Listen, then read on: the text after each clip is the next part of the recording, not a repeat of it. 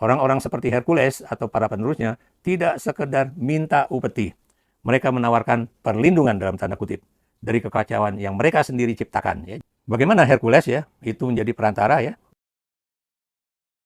Kalau kita lihat apa yang terjadi dengan persoalan antara Hercules dengan para pensiunan jenderal itu, sebetulnya fenomena yang namanya premanisme ini muncul sejak akhir Orde Baru. Ya.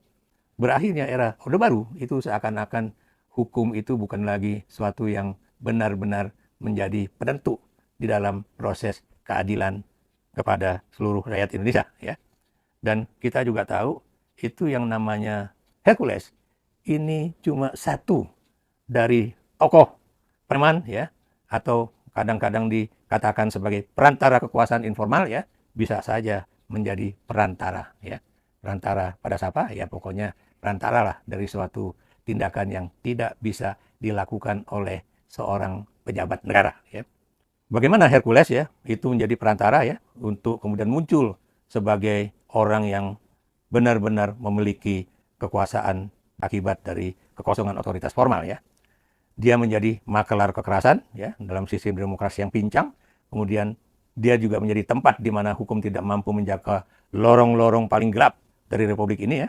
Kemudian Wilson juga menggambarkan Hercules bukan sebagai pengecualian tetapi sebagai pola atau sebagai manifestasi struktural dari relasi kuasa yang terputus antara rakyat dan negara. Ya.